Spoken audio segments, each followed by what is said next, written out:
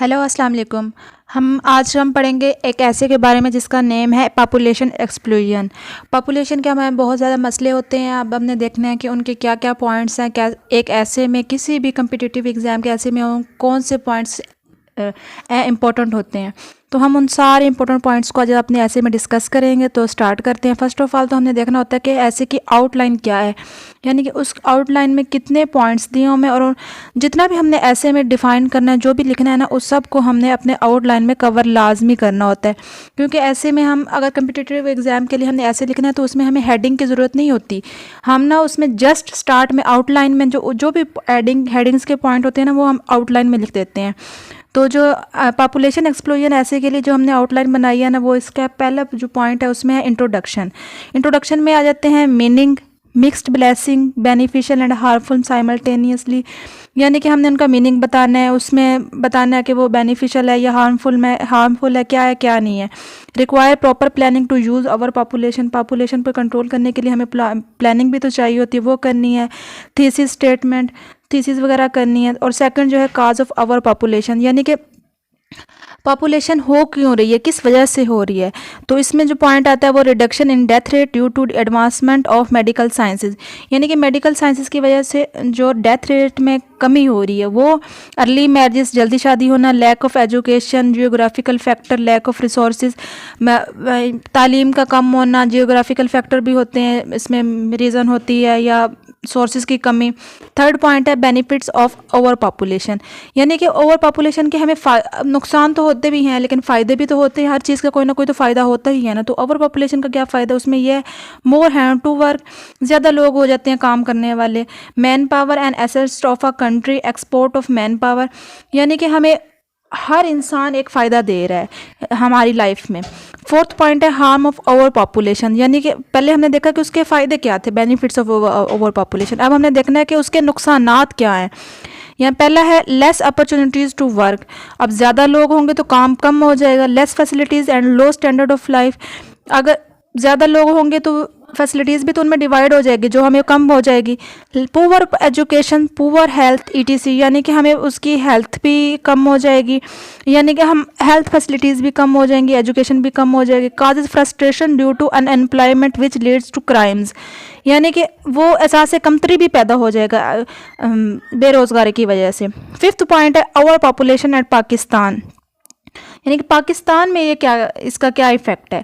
Harmful for Pakistan, ये पाकिस्तान के लिए नुकसानदेह है। लेस अपॉर्चुनिटीज़ टू वर्क, क्योंकि ज़्यादा लोग होने की वजह से काम बहुत कम होता जा रहा है। बर्डन और नेशनल रिसोर्सेज, जो बैनुल अक़वामी या हमारे मुल्की जो सोर्सेज हैं वो उस पर एक बर्डन बन रहा है, बोझ बन रहा है। Our population hinders the achievement of developmental projects, यानी डेवलपमेंटल जो प्रोजेक्ट्स हैं वो भी हम सही तरह नहीं कर पा रहे। No balance between resources and population, जो हमारे पास रिसोर्सेज हैं या उसमें और पॉपुलेशन में जो है ना बैलेंस नहीं हो पा रहा, क्योंकि पॉपुलेशन बहुत ज़्यादा हो गई है। सिक्स है remedial measures, late marriages should be encouraged, यानी कि हम बहुत जल्दी शादी जो करते हैं उसको हमने मतलब उसमें ना हमने जल्दी नहीं करनी, हमने लेट मैरिजेस करनी है। Balance between resources and population should be maintain, यानी कमाई में, रिसोर्सेज में, जो हमारे पास रिसोर्सेज मौजूद हैं उसमें, और पॉपुलेशन में, अपनी आबादी में जो है ना हमें मेंटेन करना है। Family planning should be encourage, हमें फैमिली प्लानिंग करनी चाहिए। People should be made aware of regarding harms of our population, लोगों को इस बात की आगाही होनी चाहिए कि अवर पॉपुलेशन हमें क्या नुकसान पहुंचाती है। और सेवंथ और जो लास्ट में है ना वो हमने इसको करनी है पूरे ऐसे की कंक्लूजन, यानी कि हमने बाकी चीज़ तो हर चीज़ डिफाइन कर देते हैं ना, लेकिन अब हमें हर चीज़ का कोई ना कोई हल तो होता है, कंक्लूजन तो होती है। तो उसमें हमने क्या करना है, लास्ट पॉइंट लिखना है कंक्लूजन का। तो कंक्लूजन के जो हेडिंग है उसमें जो पॉइंट्स हैं वो हैं population should neither be more nor less than the resources, यानी जितने हमारे पास रिसोर्सेज होंगे उतने ही पॉपुलेशन होनी चाहिए। Our population is a problem for some and less population is problem of other, यानी ये भी एक प्रॉब्लम है। अवर पॉपुलेशन खुद एक प्रॉब्लम है। Our population can be overcome through mutual cooperation of the countries of the world, यानी कि अगर दुनिया की सारी कंट्रीज मिल जाएं, एक दूसरे से कोऑपरेट करें, तो ओवर पॉपुलेशन पे हम बेहतरी ला सकते हैं, हम इस पर कंट्रोल कर सकते हैं। तो अब स्टार्ट करते हैं अपना ऐसे। तो ऐसे में जो हमने अपने स्टार्ट में फर्स्ट हेडिंग देखी थी मीनिंग की, تو یہاں سے ہم اپنا ایسے اسٹارٹ کرتے ہیں. تو پاپولیشن مینز یعنی اس کا ہم نے میننگ کہا تھا نا سب سے پہلے، تو اس کی ڈیفینیشن پڑھتے ہیں اس کا میننگ کیا ہے. Population means the number of living in a particular area region اور اے کنٹری، یعنی کسی بھی ایریا ریجن یا کنٹری میں رہنے والے لوگوں کی تعداد کو ہم پاپولیشن کہتے ہیں. When the resources of our country can not piece with the demands of increasing population this is called our population. جب ریسورسز اور پاپولیشن میں جو ہے نا بیلنس نہ ہو تو اسے اوور پاپولیشن کہتے ہیں. Population of our country is a mixed blessing as far as some countries it becomes a burden while for other it proves an asset and still other wish to increase their population. یعنی جو population ہے وہ کسی کے لیے تو رحمت ہے اور کسی کے لیے زحمت ہے. جیسے ایک مثال بنی ہے کہ ایک چیز ہمارے لیے رحمت بن رہی ہے اور دوسرے کے لیے وہ زحمت بن رہی ہے. تو یہ بھی اسی طرح ہے، کچھ کنٹریز کے لیے تو یہ صحیح ہے لیکن کچھ کنٹریز کے لیے یہ بہت غلط ہے. Over population is a problem of third world and developing countries as they lack resources to meet the needs of the people. جو لوگوں کو بنیادی ضروریات پوری کرنے میں نا جو اوور پاپولیشن ہے یہ بھی ایک غلط ہے، یہ ایک نقصان پہنچا رہی ہے، ان کے لیے مسئلہ ہے، پرابلم ہے. Over population is considered by many countries a weakness but this weakness may be turned into strength by proper planning, exploring new resources and using this population for the benefit of the country of the nation. ہاں یہ تو حقیقت ہے کہ over population جو ہے نا وہ ایک بہت بڑا ایشو ہے، پرابلم ہے، لیکن وہ کسی بھی جو ڈیولپ کنٹری نہیں ہے اس کے لیے ایک ویکنیس ہے. لیکن اگر ہم عقل سے کام لیں، مائنڈ سے کام لیں اور پراپر پلاننگ کریں تو یہ ہمارے لیے ایک یہ اسٹرینتھ بھی بن سکتی ہے. ویکنیس سے جو ہے نا یہ ہماری اسٹرینتھ میں چینج ہو سکتی ہے، ہم کس طرح اس کو بینیفٹ لے سکتے ہیں یہ ہمارے پہ ڈپینڈ کرتا ہے. دیر از no doubt in seeing that the countries who leak resources to afford population beyond certain limits are moving toward regression due to their inability to cope with the increasing demands of the population.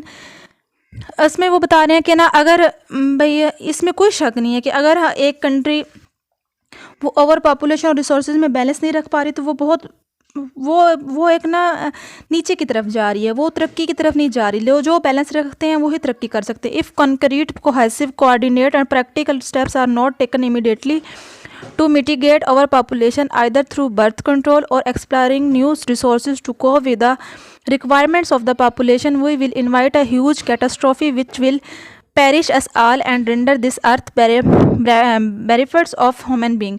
یعنی کہ وہ کہہ رہے ہیں کہ اگر ہم نے فوری طور پر اپنی پاپولیشن پہ کنٹرول نہ کیا، برتھ ریٹ پہ کنٹرول نہ کیا تو یہ ہمارے لیے بہت بڑا ہیوج پرابلم بن سکتی ہے ہمارے لیے. تو اس لیے ہمیں چاہیے کہ ہم سب سے پہلے اپنی اس پرابلم پہ فوکس کریں اور اس کی پلاننگ کے ساتھ اس کو سولو کرنے کی ٹرائی کریں.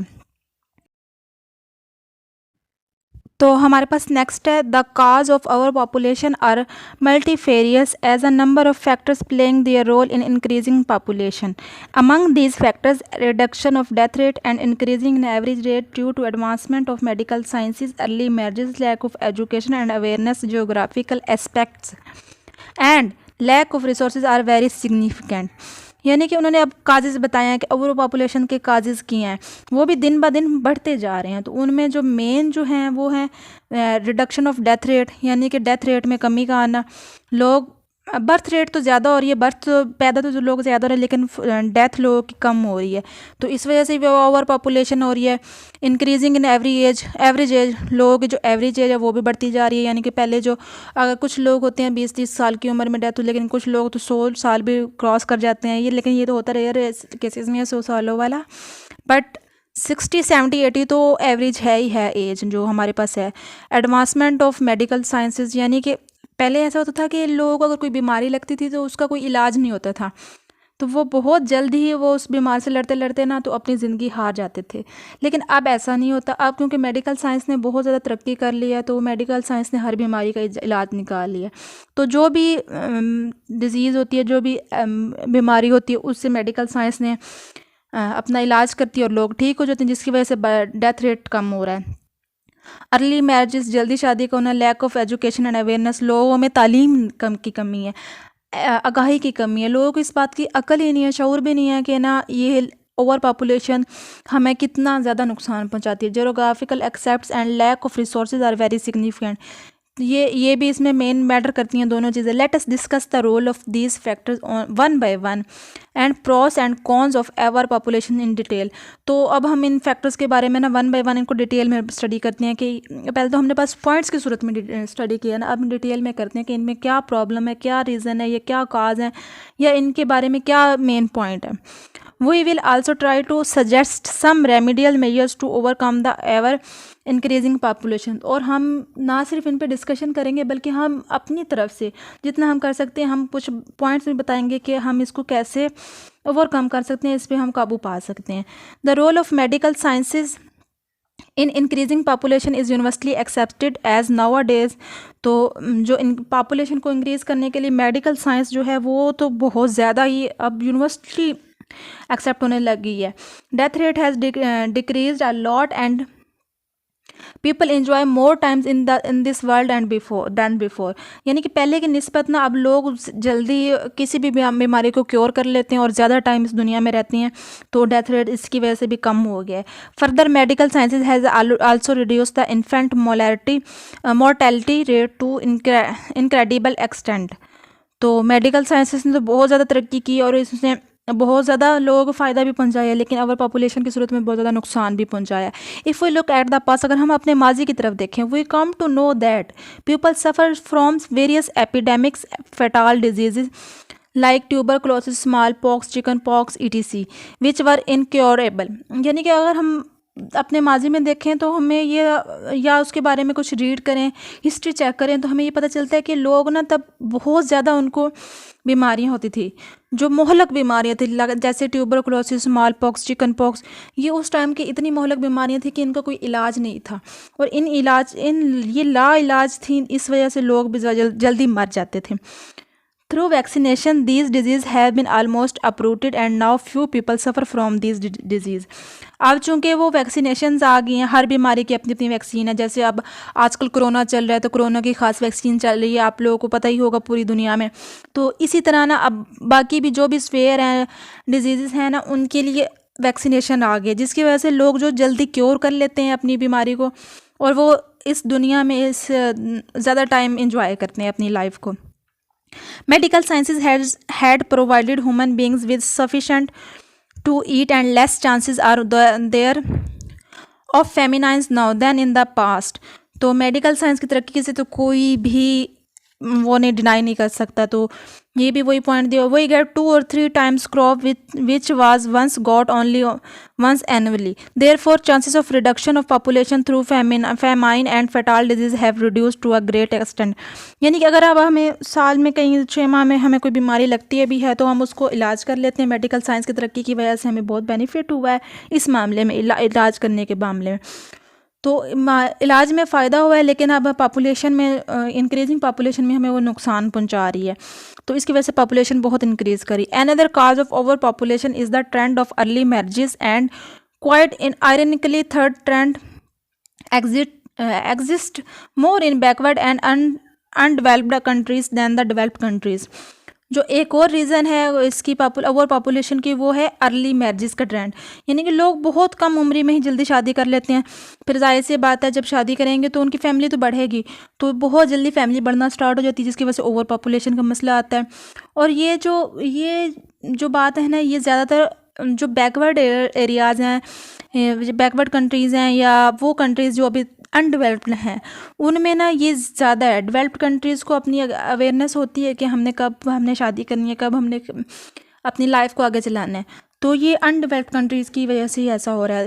دس is turn increase the problem of the country as the country is in already suffering from various problem, اور اس کی وجہ سے بہت زیادہ problems کریٹ ہو جاتی ہیں. It is a strange paradox that the rich countries who have greater affordability for more population growth rate as compared to the poor countries who have less affordability of greater population of less population than the latter.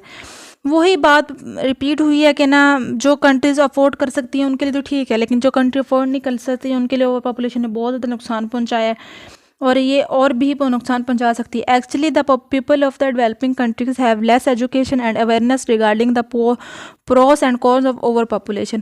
تو یہ جو انڈیولپڈ countries ہوتی ہیں نا, ان کو اس بات کی کوئی علم نہیں ہوتا, کوئی آگاہی نہیں ہوتی کہ یہ ہمیں کتنا نقصان پہنچا رہی ہے, تو وہ اپنی غیر علمی میں ہی ایسی یہ غلطی کر جاتے ہیں جس کا خمیازہ پوری قوم کو بھگتنا پڑتا ہے.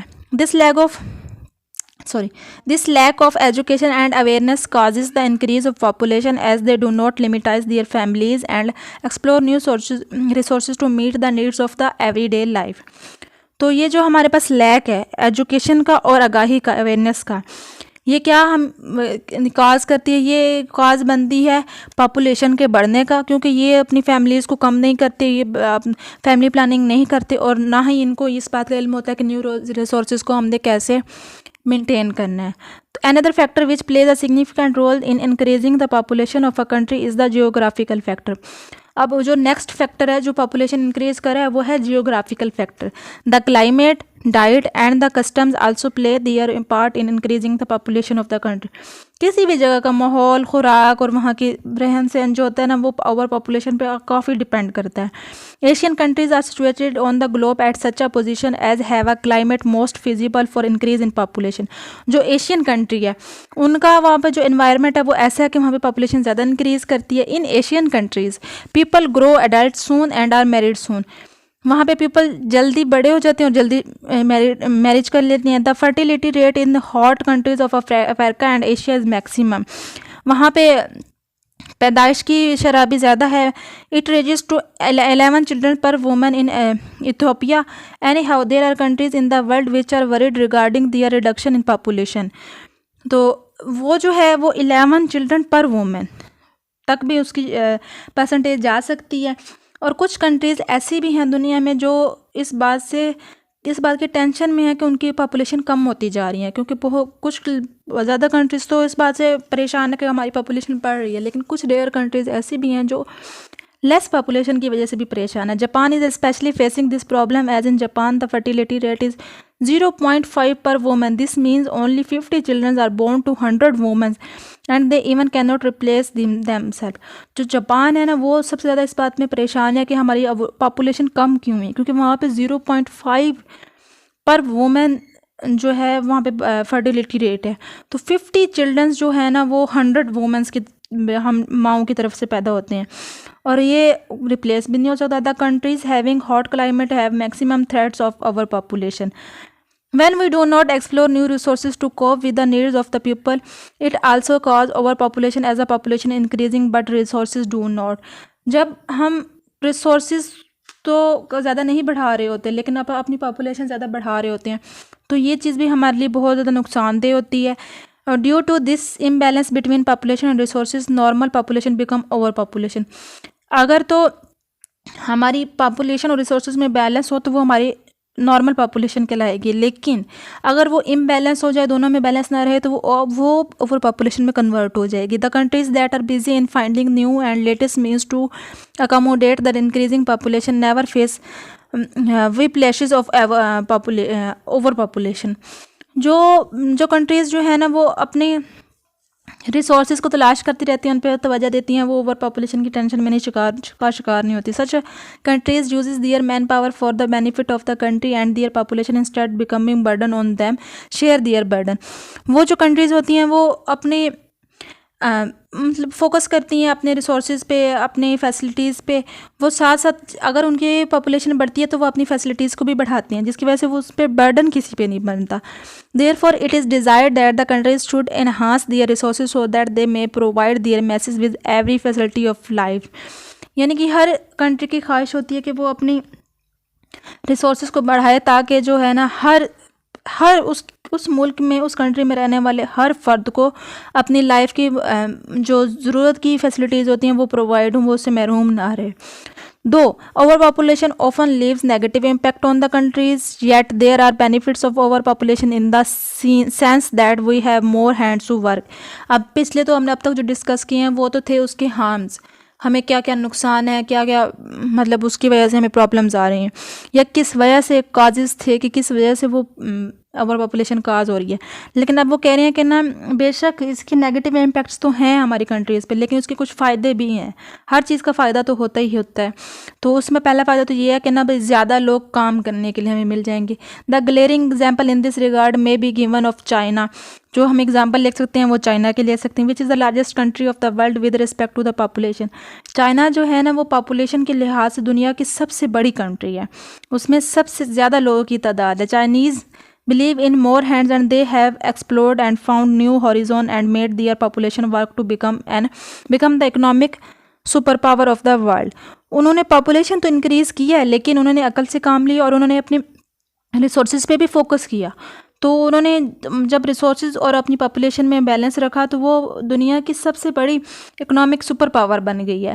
The recent Globe economic crunch did not affect China as badly as it is effect the countries especially the U S A. تو اوور پاپولیشن نے چائنا کو تو ایسے مطلب افیکٹ نہیں کیا لیکن یو ایس اے یا دوسری کنٹریز کو بہت زیادہ افیکٹ کیا. This shows the power of the people. یہ بھی لوگ ایک پاور ہے کہ وہ زیادہ کام کرتے ہیں، زیادہ توجہ دیتے ہیں اور زیادہ کماتے ہیں. Over population which is considered a weakness by many countries, China turned this weakness into strength. جو اوور پاپولیشن جو لوگوں کے لیے بہت زیادہ ویکنیس ہے، کمزوری بن چکی ہے، وہ چائنا نے اس کو اپنی طاقت بنا لی ہے. اور یہ اگر ہم بھی ایسا کریں گے تو ہم بھی انشاءاللہ اپنے خود کو اپنی کنٹری کو طاقتور بنا سکتے ہیں. یہ بس ایک فوکس کرنے کی بات ہوتی ہے کہ ہم کس پوائنٹ پہ فوکس کرتے ہیں. Man power is actually an asset of a country which should be utilize exclusively and carefully. تو اگر ہم اس پہ فوکس کریں گے، اس کو یوٹیلائز کریں گے تو ہمیں فائدہ ہی فائدہ ہوگا. The countries which leak man power میں import this man power from the countries where it is in abundance for mutual benefits. تو ہم اسے دوسری کنٹری سے بھی شیئر کر سکتے ہیں، ان سے بھی لے سکتے ہیں. Any how over population poses serious threats to prosperity, piece and standard of a life of a country.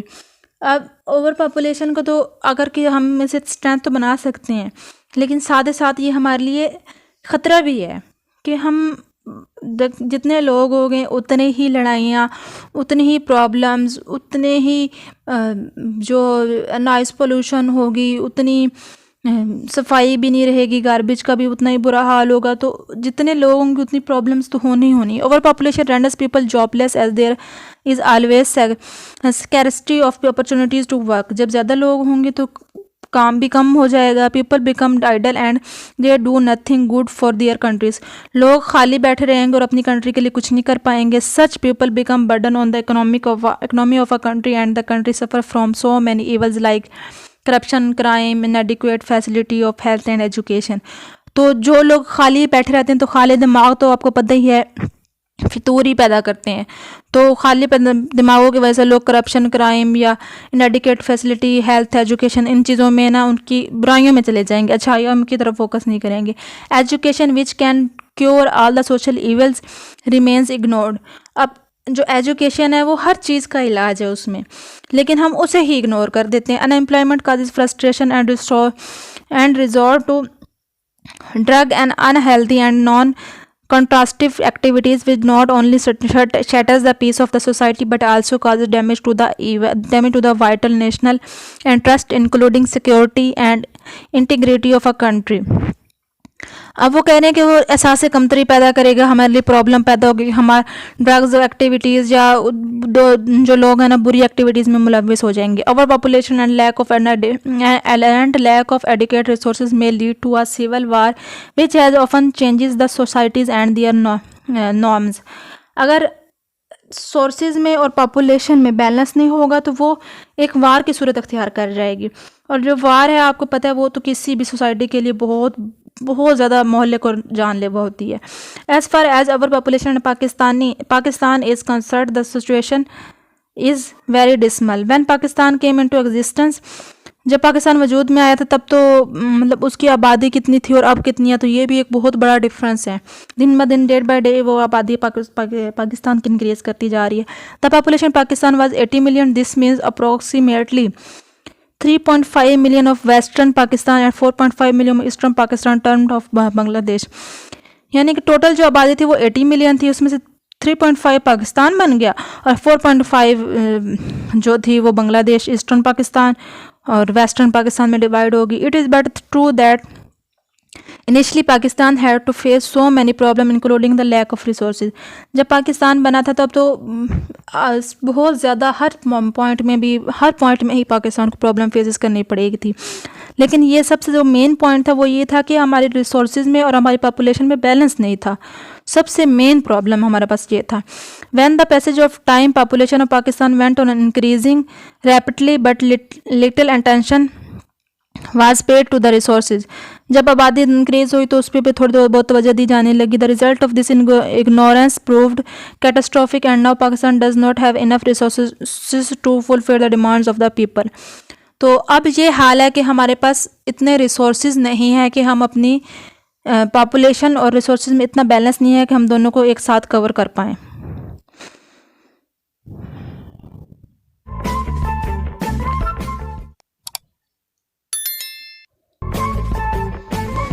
Lack of education, unemployment, poor health facilities, shortage of water and power, and double-digit inflation have worsened situation in Pakistan. جو اب main problem ہے وہ lack of education کی کمی، روزگار کی کمی، health facilities کی کمی، واٹر کی، پاور کی، ہر چیز کی تو کمی آ گئی ہے جس کو پاکستان کو بہت پرابلم فیس کرنی پڑ رہی ہے. When we have a look as the history of Pakistan since its birth we are stunned to know how incomplete, selfish, careless and opportunistic leader and policy maker we had.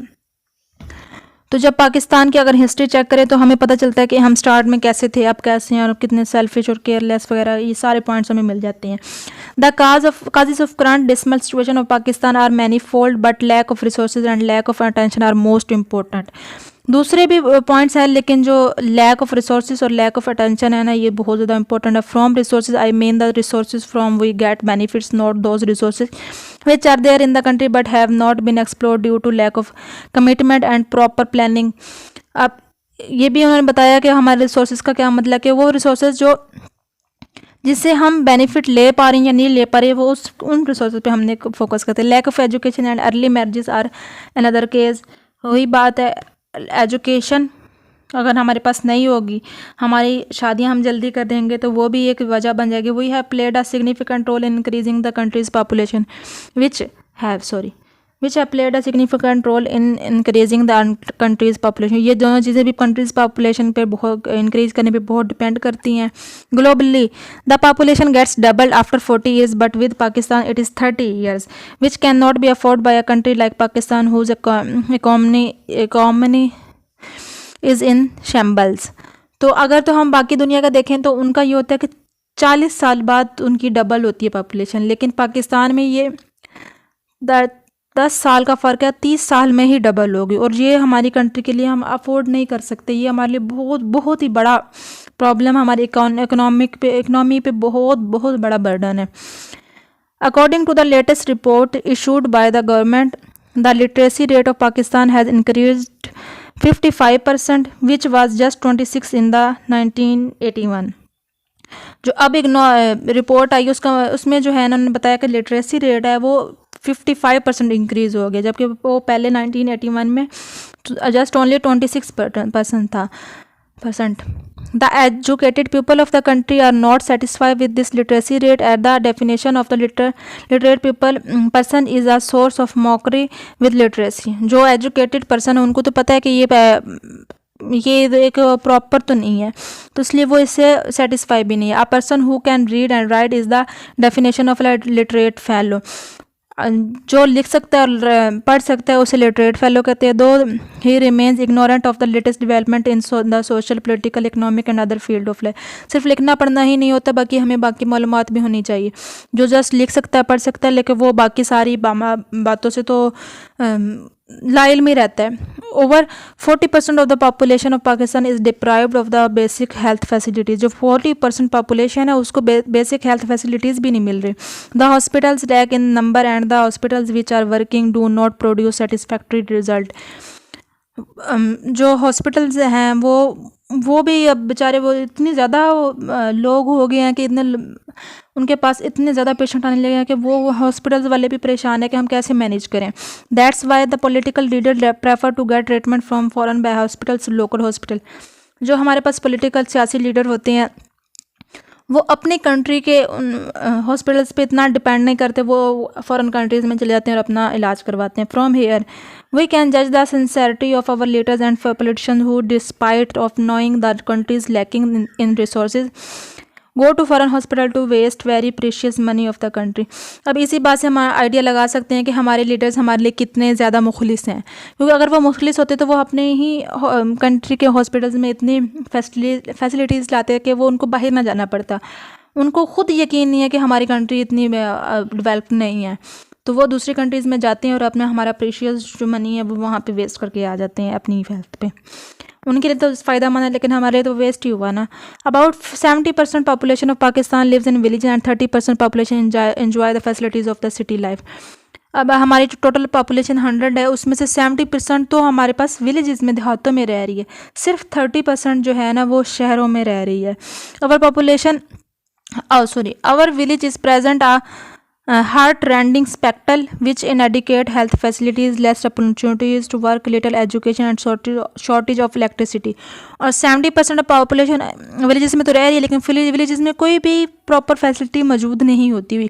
بہت کم villages ایسے ہوتے ہیں جہاں پہ ہر طرح کے facilities who. That's why the trained to move to the cities is on the increase and the country like Pakistan can't afford it as it is an agricultural country. کیونکہ پاکستان ایک زرعی کنٹری ہے, ایگریکلچر پہ ڈپینڈ کرتی ہے, کیونکہ زیادہ جو یہاں پہ کام کیا جاتا ہے وہ ایگریکلچر کا ہی ہے.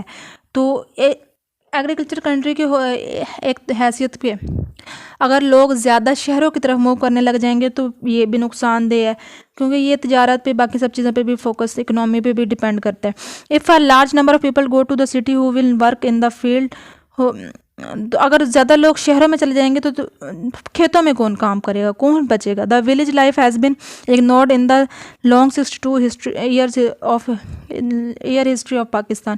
پچھلے 62 ایئر سے جو ہے نا ولیج لائف کو ٹوٹلی تو نہیں کہہ سکتے لیکن زیادہ تر اگنورڈ ہی کیا جا رہا ہے. Had they been properly educated and provided with satisfactory job, the problem of overpopulation would not have been emerged. کیا اگر ان کو اچھی طرح سیٹسفیکٹری فیسلٹیز دی جاتی تو ایسا کبھی بھی نہ ہوتا. Lack of resources and rapidly increasing population ہیمز the fruitful and successful completion of developmental project. تو یہ بھی وہی بات, لیک آف ریسورسز اور تیزی سے انکریز ہونے والی جو پاپولیشن ہے اس نے بہت ہیمپرز کر دیا ڈیولپمنٹ, جو کمپلیشن آف اس کے پروجیکٹس ہیں اس پہ ڈپینڈ اثر کر رہی ہے. Developmental projects initiated for certain population are completed when the population cross the limits for list which the project was started. اب ہم ایک پروجیکٹ جتنے لوگوں کے لیے اسٹارٹ کرتے ہیں نا اس پروجیکٹ کے اینڈ ہونے تک وہ لوگوں کی تعداد ڈبل ہو جاتی ہے اور وہ پروجیکٹ اتنا فائدہ نہیں پہنچا سکتا جتنا ہم نے سوچا ہوتا ہے. Hence, between population and the readily available resources of the country. As overpopulation is the problem of the developing and third world countries, they should adopt certain concrete, practical and feasible measures to control increasing the population and increase resources to meet the need of the people. اب population جو ہے وہ developing اور third world countries کے لیے بہت بڑا مسئلہ بن گیا اور ان کو چاہیے کہ وہ اس کے لیے نا بہتر اسٹیپس لے جو ان سب کو کنٹرول کر پائیں. Let us discuss the possible measures to control this problem. تو اب ہم نے تو پہلے تو ڈسکس کر لیا کہ اس کے کازز کیا ہیں, اس کی کیا کیا باتیں ہیں, اس میں کیا کیا فائدے نقصان ہارمفل بینیفٹ سب کچھ ہم نے ڈسکس کیا. تو اب ہم نے یہ بھی دیکھنا ہے کہ ہم اس میں کیا اپنی اوپینین دے سکتے ہیں, ہم ان میں کیا ان کو مشورہ دے سکتے ہیں کہ ہمیں کیا وہ کہ ایک کنٹری کو کیا کرنا چاہیے کہ وہ تب اوور پاپولیشن پہ کنٹرول کر پائے. جو پہلا ہے وہ ہے first of all the countries should discourage early marriages and increase late marriages. پہلا تو پوائنٹ یہ ہے کہ نہ ان کو ارلی میرجز پہ تھوڑا بین تو نہیں کہہ سکتے لیکن اس پہ کم کرنا چاہیے, فوکس کریں, اس کو کم کروائیں اور لیٹ میرجز کو زیادہ انکریج کریں. This can be achieved through proper education of the masses so that they میں realise the harms of our population. اب ہم کسی الٹریٹ پرسن کو ایسی باتیں کہیں گے تو وہ کہے گا کہ نہیں یار یہ ایسے ہی کہہ رہے ہیں, لیکن اگر ہم کسی ایجوکیٹڈ پرسن کو کہیں گے تو وہ اس بات کو سمجھ پائے گا. تو اس لیے ضروری ہے کہ لوگ میں زیادہ ایجوکیشن کو پرووائڈ کیا جائے, لوگ زیادہ لٹریٹ ہونے چاہیے. Birth control through family planning میں also prove helpful in reducing the population of the country, but once again family planning is possible only when the people have sense and understanding of the family planning. یا family planning بھی بہت بڑا factor ہے اس پہ. اگر کوئی country family planning کرتی ہے تو وہ اس کو تو اوور پاپولیشن تو ڈیفینیٹلی کم ہوگی. تو لیکن فیملی پلاننگ بھی وہی کنٹری کرتی ہے جس کے لوگ ایجوکیٹڈ ہوں. تو اس کے لیے وہی مین پوائنٹ کہ ہمیں لوگوں کو ایجوکیٹ کرنا چاہیے. As man power is an asset our country, it can be imported or exported according to the needs of the country. This import and export of the manpower will give mutual benefits to the countries as the problem of the both countries will be solved. تو اب یہ ان کا ایک conclusion نہیں سمجھ لیں کہ ہمیں فوکس کرنا چاہیے, ورک کرنا چاہیے, ایک دوسرے سے شیئر کرنا چاہیے اپنی مین پاور کو. صرف یہ نہیں کہ صرف اپنے تک رکھیں, دوسروں تک بھی دیں. ایک فیسلٹی کو صرف اپنے تک محدود نہ رکھیں بلکہ اس میں کوشش کریں کہ دوسرا بھی اس پہ فائدہ اٹھائے اور دوسرے بھی اس میں جتنا پاسبل ہو سکتا ہے ہم اپنی مین پاور کو شیئر کریں ایک دوسرے کے ساتھ. تو یہ تو ہمارا پاپولیشن ایکسپلوژن پہ ایسے میں نے ٹرائی تو کی ہے کہ میں اس میں ہر پوائنٹ کو کور کر پاؤں جو مین ایک ایسے میں کے لیے ضروری ہوتے ہیں. تو اور یہ جو میتھڈ ہے نا, آپ جو ہیڈنگز دے کے لکھتے ہیں ہر الگ الگ, یہ ایک کمپٹیٹیو ایگزام کے لیے صحیح نہیں ہوتا. جو کمپٹیٹیو ایگزام کے لیے میتھڈ ہے نا وہ یہی صحیح ہے کہ آپ نے جو پوائنٹس لکھنے ہیں ان سب کی ہیڈنگز جو ہے نا وہ سٹارٹ میں ایک آؤٹ لائن کے طور پہ لکھ دیں اور اس میں بتا دیں کہ ہم نے یہ پوائنٹ ڈسکس کرنے ہیں اس طرح. تو اگر آپ اس انداز میں ایک ایسے کو رائٹ کریں گے تو انشاءاللہ آپ ہر کمپٹیٹیو ایگزام میں پاس ہوں گے. لازم نہیں کہ کمپٹیٹیو ایگزام آپ کوئی بھی, اگر آپ کسی اسکول میں, کسی کالج میں, کسی یونیورسٹی میں ٹیچر ہیں یا کہیں بھی کسی بھی پوائنٹ پہ آپ اگر کسی کو یہ میتھڈ بتائیں گے تو یہ آلویز ایکسیپٹیبل ہے. تو امید کرتی ہوں یہ آپ کو اچھے سے سمجھ آ گیا ہوگا اور آپ اس میں آپ خود بھی بہت سارے کچھ باتیں ہوتی ہیں جو میرے مائنڈ میں نہ آئی ہوں, آپ کے مائنڈ میں آ گئی ہوں, کسی اور کے مائنڈ میں ساتھ پھیلو کے, تو آپ وہ بھی ایڈ کر سکتے ہیں. تو کوشش کریں کہ بات ٹو دی پوائنٹ ہو, ایسے فضول کی گپیں نہ ہو, ایسے ہی نہ ہو. تو اس لیے ایسے کے لیے ضروری ہے کہ آپ اس پہ فوکس کریں. ٹھیک ہے, تو آج کا تو ایسے یہاں پہ ختم ہوتا ہے. اب اگر آپ نے نیکسٹ اور بھی ایسیز وغیرہ یا اور بھی انگلش گرامر کی یا ایسی چیزیں پہ کوئی بھی کمپٹیٹیو ایگزامس کے لیے ایم سی کیوز اور اس طرح کی چیزیں اگر آپ اور اسٹڈی کرنا چاہتے ہیں تو آپ میرے چینل کو سبسکرائب کر لیں, بیل آئکن پہ بھی کلک کر لیں تاکہ آپ کو میری ویڈیوز ملتی رہیں ٹائم سے. اور اگر آپ کو اچھا لگا تو میرے اس ایسے پہ اتنی محنت پہ آپ کمنٹ ضرور کیجیے گا, لائک ضرور کیجیے گا اور اپنے فرینڈس کے ساتھ بھی شیئر کیجیے گا. دعا میں یاد رکھیے گا. اوکے, اللہ حافظ.